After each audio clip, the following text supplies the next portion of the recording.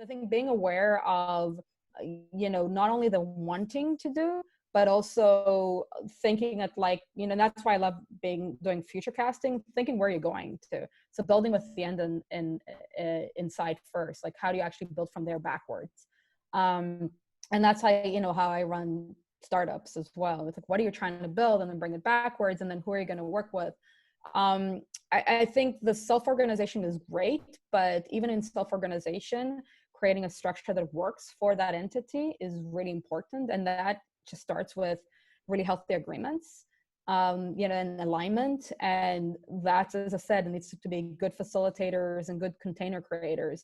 And if you know anything about Burning Man, most of their work is alignment and agreements with all the different stakeholders. I mean, Debbie can talk to it as well. It's like, it's mind-boggling, but it's all these stakeholders, etc. And even if we're emergent, there's ego, there's pain.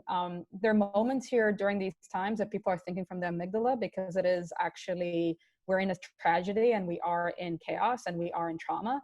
So knowing that and working with people where they are at that moment, that's part of how we do this. So really focusing on the human factor here, because as I said, I'm seeing so much of this, and I've been, this past month feels like, I don't know, 5 years, build a new company, work with another company, ran a sprint, ran another, it's just like nuts. Like I've never experienced something like that. But what I'm seeing that is the through line between all of this is creating containers, healthy agreements, what are we working on, and really assessing before we just run to emerge and create. Sometimes it works, most of the times it falls through.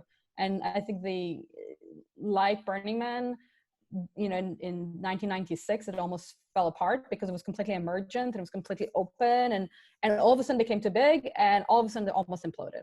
So it literally, there is science behind that. So as I said, there's just so much right now. In an hour, as I said, I'm joining the EXO World again. They're running a conference. There's conferences online. I think I would just say, what is moving you? What do you want to create specifically? What is your role? Understanding your identity.